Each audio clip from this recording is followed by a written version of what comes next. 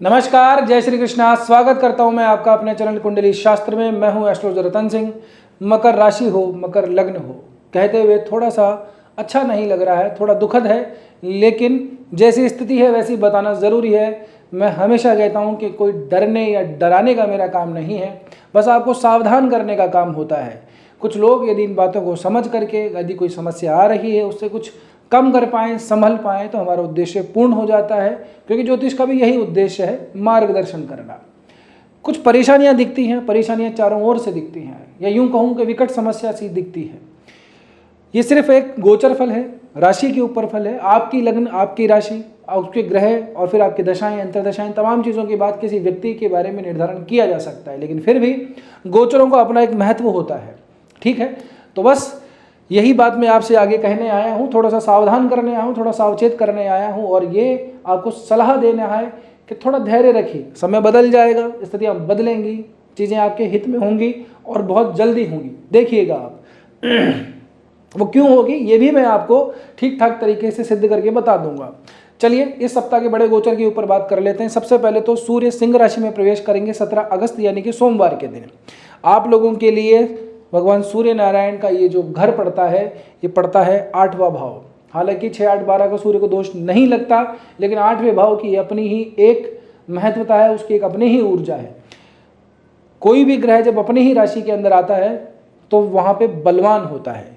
यहाँ पे अगर आप देखें तो 7 के अंदर केतु ऑलरेडी पोजीशन के अंदर है, तो आप खुद ही महत्व, खुद ही इन चीज़ों को दे रहे होंगे कि थोड़ी आध्यात्मिकता, थोड़ी धार्मिकता, थोड़ा पूजा, थोड़ा पाठ, थोड़ा धर्म कर्म, थोड़ा मंत्र, कहीं से किसी का कोई लिया हुआ कोई टोटका, कोई उपाय उसको कर रहे होंगे।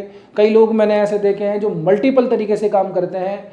किसी ने कह दिया सूर्य का करो तो वो सूर्य का करते हैं, हनुमान जी का करो तो फिर हनुमान जी का भी चालू कर देते हैं। बंद कुछ नहीं करते, सबके चालू करते करते पूरा दिन भर उसी में लगा रहता है और अंततोगत्वा किसी चीज़ का परिणाम नहीं आता। अब यहाँ पे सूर्य का प्रवास होगा तो ये जो केतु का जो इन्फ्लुएंस है वो तो कम होगा, लेकिन सूर्य का प्रभाव पड़ेगा।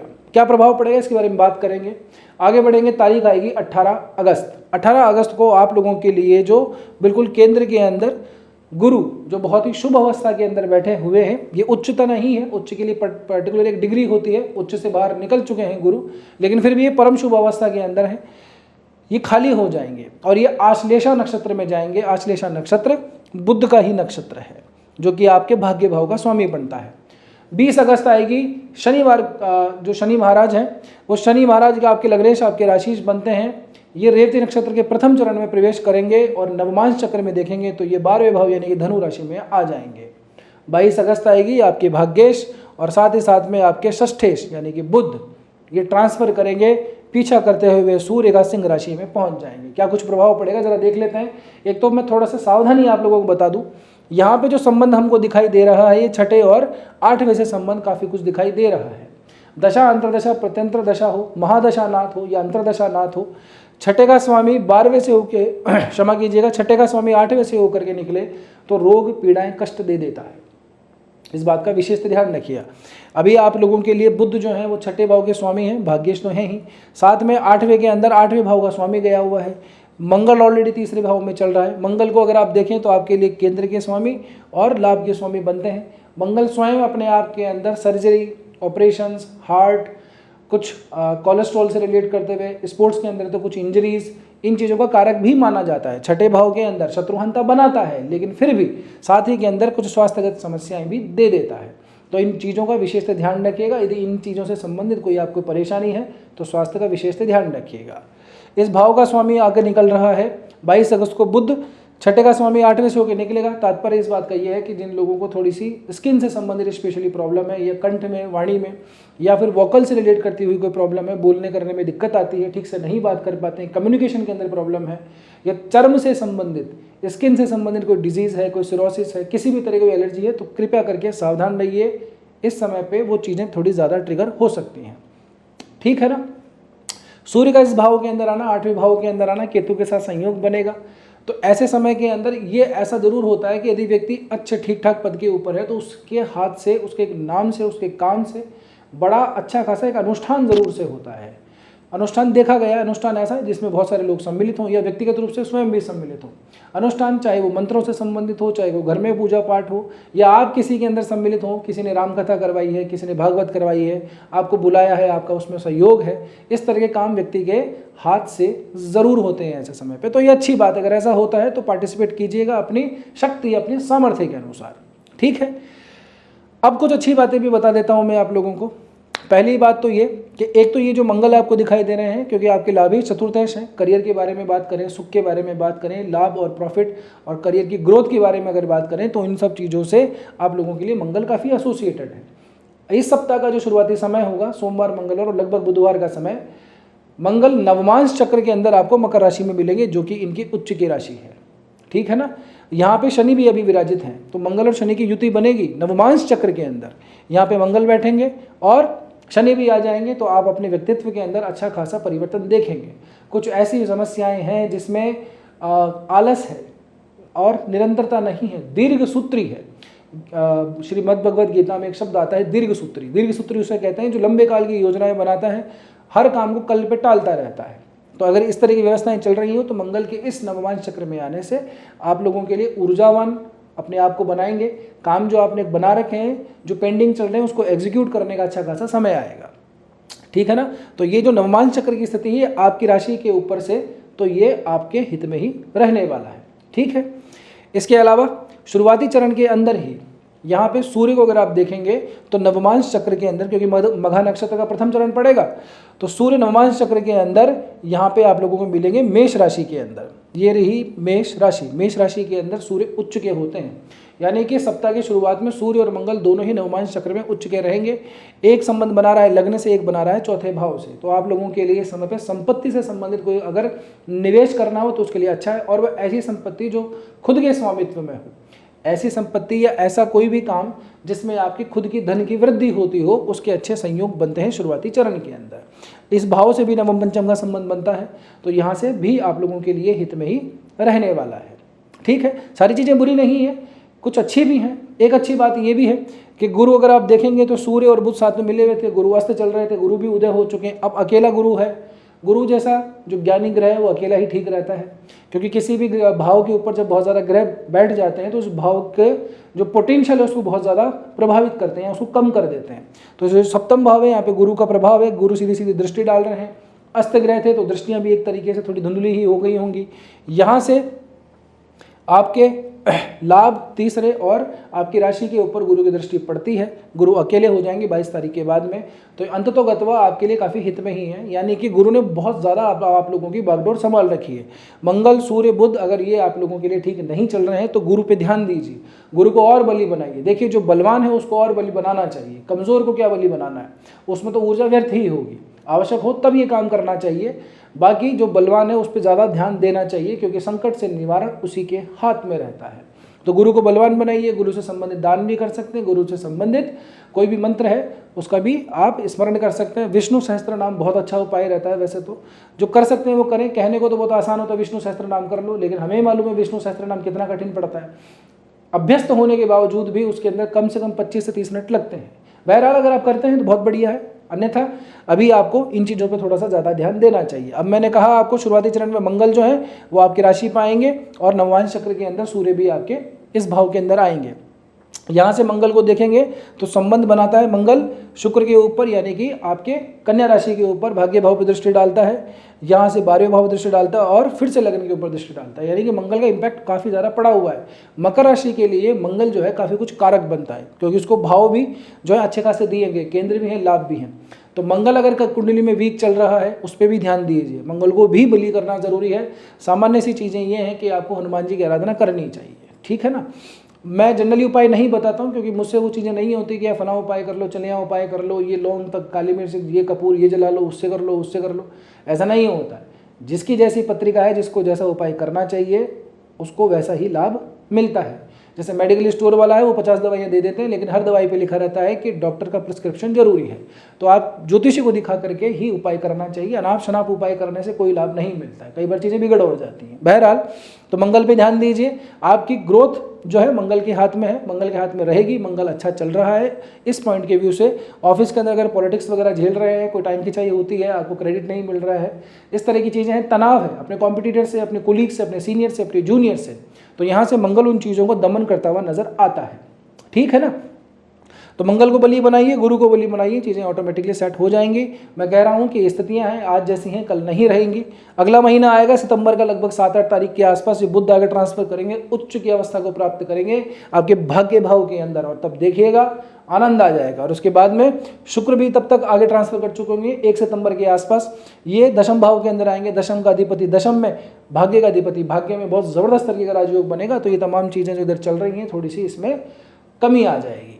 ठीक है ना, कुछ लोगों को मैंने सुना है कि यहाँ पे कह रहे हैं कि केतु सूर्य के साथ आएगा, ग्रहण दोष लगाएगा, अनाना होगा, फलाना होगा। केतु कोई ग्रहण दोष नहीं लगाएगा। मैं हर बार हर वीडियो के अंदर कह रहा हूँ, आपको फिर से कह रहा हूँ, केतु से ग्रहण नहीं लगेगा। ग्रहण लगेगा राहु से लगेगा, और राहु सिर्फ सूर्य पे नहीं किसी भी ग्रह पे ग्रहण लगा देता है। ठीक है ना, तो अभी ऐसा कोई इन्फ्लुएंस है नहीं, तो केतु से कोई आपको इस तरह का पीड़ा नहीं होगी। एक और दूसरी बात, कोई भी ग्रह का स्वामी जब अपनी खुद की स्वराशि में आता है तो ज़्यादा बलवान होता है। जो वहाँ पे थोड़ा बहुत उधम मचा रहा हो उसको शांत कर देता है। आप खुद भी सोचिए कि आप जब अपने घर पे आते हैं सारे दिन भर काम वगैरह करके, तो घर पे बैठते हैं तो सुकून मिलता ही है। घर में 2-4 बातें आपकी मानी भी जाती हैं, है कि नहीं। और अगर कोई घर में कुछ गलत चीज़ हो रही है तो आप उसको टैकल भी कर लेते हैं, है ना। तो बस ठीक ऐसा ही है, सूर्य अपने घर पे आएंगे तो केतु का अगर नेगेटिव इन्फ्लुएंस है तो वो डाउन हो जाएगा। ठीक है ना, ये तब तक ज़्यादा प्रभावी नहीं होगा जब तक कि स्वयं केतु कोई महादशा में, अंतरदशा में, प्रत्यंतर दशा में नहीं चल रहा हो। बहरहाल थोड़ा चंद्रमा की दृष्टि से थोड़ा सा नजर डाल लेते हैं। शुरुआती चरण में चंद्रमा आप लोगों के लिए सप्तम भाव का स्वामियों के भाग्य में जाएगा, शुक्र के साथ युति बनाएगा। यहाँ पे चंद्रमा की ये जो युति है ठीक ही रहने वाली, इतनी कोई विशेष खराब नहीं है। व्यापार वगैरह के अंदर वृद्धि दिखाई देती है। और एक और बात, इन दोनों ग्रहों के आगे बढ़ने से जो व्यापार करते हैं, जो अपना खुद का सेल्फ एम्प्लॉयड वगैरह हैं या पार्टनरशिप में भी करते हो, तो ऐसे लोगों के लिए व्यापार में स्थायित्व का अब समय आ रहा है। स्थायित्व का समय कि अब आपको खुद को ये समझना होगा कि अब मैं इस जो भी काम कर रहा हूँ इसको कहाँ तक लेके जाना है, क्या हम आगे बढ़ पाएंगे या नहीं बढ़ पाएंगे, कितना पोटेंशियल है, इस पोटेंशियल कैसे इस्तेमाल करना है। ये तमाम चीज़ें आश्लेषा नक्षत्र के अंदर गुरु को ये आभास होंगी और आपके सप्तम भाव में चल रहे हैं। तो यहाँ पे स्थायित्व लेकर के आएगा कि एक्चुअली हमारा काम जो है वो कितने लोगों को प्रभावित कर रहा है। एक और बात मैं आप लोगों को बता दूं कि जो भी आप लोग काम कर रहे हैं उसके अंदर ये फाइंड आउट कीजिए वो कितने सारे लोगों को प्रॉफिट देता है, कितने लोगों से जुड़ा हुआ है। जितने लोगों से जुड़ा हुआ होगा, मास कम्युनिकेट जितने ज़्यादा लोगों से जुड़ा हुआ होगा वो उतना ही आगे बढ़ेगा। ठीक है, आगे बढ़ते हैं। चंद्रमा जाएंगे कहाँ पे, दशम भाव के अंदर, तुला राशि के अंदर। अब यहाँ से गिनेंगे, अगर दशम गिनते हैं तो सप्तम भाव ही पड़ता है। तो चंद्रमा आप लोगों के लिए यहाँ भी थोड़े से कारक तो बन ही जाएंगे। केंद्राधिपति केंद्र में जा रहा है तो इट्स ओके, बढ़िया है, कोई दिक्कत वाली बात नहीं है। काम के लिए भी ठीक है, थोड़ा सा चार्मिंगनेस बनी रहेगी और मन भी थोड़ा सा ठीक रहेगा। आगे बढ़ेंगे तो यहाँ पे ये लगभग बुधवार का दिन हो जाएगा, गुरुवार, शुक्रवार, शनिवार, लगभग 3 दिनों के लिए चंद्रमा पहुंचेंगे वृश्चिक राशि में। वृश्चिक राशि में चंद्रमा नीच के हो जाते हैं, लेकिन ये नीच भंग हो रहा है तुरंत प्रभाव से। ठीक है, तो यहाँ पे नीच से कोई डरना नहीं है, दिक्कत नहीं है। और एक और बात, यहाँ से अगर आप देखें तो नवम पंचम का संबंध बनता है, यानी कि ये भी आपके लिए अगर कोई सीनियर बॉस वगैरह हैं, मित्र हैं, कोई बड़े भाई हैं, कोई भी लाइजनिंग के काम है, वहाँ से कोई काम निकलवाना हो तो उसके लिए अच्छा समय रहेगा, आप आगे बढ़ सकते हैं। आखिरी का दिन होगा रविवार का, चंद्रमा पहुँचेंगे धनु राशि के अंदर। ये थोड़ा सा ऐसा है कि यात्राओं की तरफ थोड़ा ज़्यादा दिखाता है। रविवार का दिन होगा, उसके बाद का जो सोमवार आएगा यानी कि 24 अगस्त का, तब भी चंद्रमा यहीं रहेंगे। तो ये 2 दिन व्यापार से संबंधित थोड़े खर्चे दिखाता है, थोड़ी सी यात्राएं दिखाता है। ठीक है, तो अपने चीज़ों को थोड़ा कैलकुलेट करके ही आगे बढ़िएगा, खर्चा करना है या नहीं करना है, अनावश्यक खर्चों से थोड़ा बचिएगा। इस बीच में एक योग बनेगा, मैं कहना थोड़ा सा आपको चूक गया।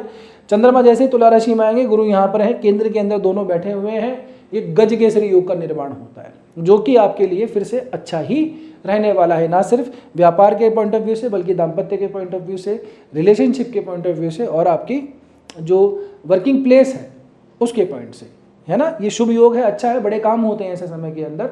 यदि इन दोनों से संबंधित कोई दशांतर दशा पड़ जाए ऐसे समय के अंदर तो फिर ये मान के चलिए कि काम हो गया, है ना। और काम बड़ा होता है और वो स्थायित्व रहता है, पक्का होता है, नींवें मजबूत रहती हैं ऐसे समय पे। सिर्फ ऐसा नहीं है कि चूने का प्लास्टर हुआ, प्लास्टर होता है तो सीमेंट का होता है, बड़ा अच्छा खासा तरीके से। बहरहाल एक और बात, रिलेशनशिप, दाम्पत्य जीवन वालों के लिए मैरिड लाइफ अच्छी है, बढ़िया दिख रही है, इसमें भी मैच्योरिटी हमको नजर आती है। गुरु, कई लोगों ने, खास करके लाल किताब वालों ने इस तरह से फैला रखा है कि सप्तम भाव में गुरु बैठ जाए तो ये हो जाता है, खराब हो जाता है। हमेशा ऐसा ज़रूरी नहीं होता। गुरु को देखिए, गुरु की राशि क्या है, किन भावों को स्वामित्व में वो रखता है। साथ ही के अंदर हमें ये भी देखना चाहिए कि गुरु का खुद का ट्रेड क्या है, वो परिपक्वता देता है, ठीक है ना। अगर कि इस भाव का स्वामी नेगेटिव इन्फ्लुएंस में नहीं है, यानी कि चंद्रमा नेगेटिव इन्फ्लुएंस में नहीं है, तो गुरु यहाँ पे स्थिरता देता है, मैच्योरिटी देता है। जो आपका पार्टनर है वो आपका एक तरीके से गुरु बन जाता है, गाइड बन जाता है, ठीक है ना। ऐसा पर ये जन्म पत्रिका देखने के बाद ज़रा ठीक से डिसाइड किया जाता है, बट फिर भी बहरहाल गुरु का यहाँ पे आने के बाद में थोड़ी सी मैच्योरिटी ही दिखाई आपको देती है।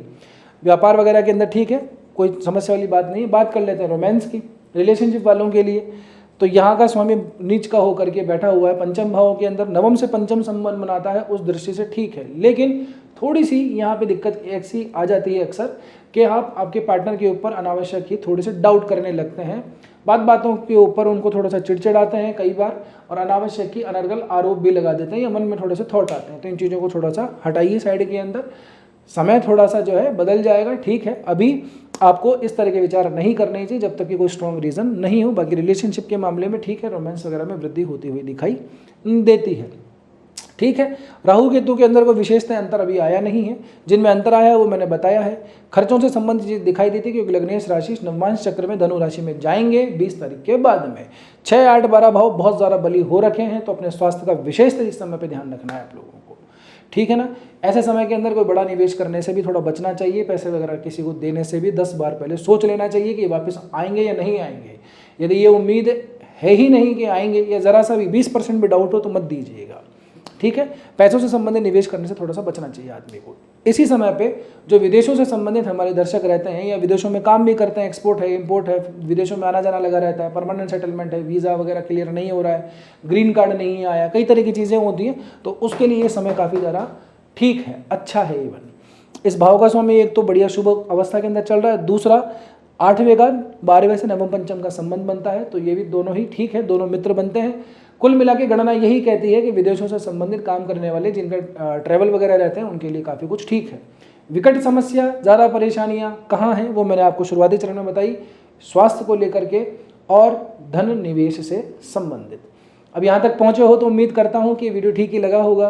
वीडियो ठीक लगा है तो आपने लाइक भी कर दिया होगा। एक मेरी आपसे अनुरोध है, रिक्वेस्ट है, प्रार्थना है, विनती है कि जितना हो सके इस वीडियो को हाइप ज़रूर से दे दीजिएगा, और अब तक नहीं किया है तो चैनल को सब्सक्राइब ज़रूर से कर लीजिएगा।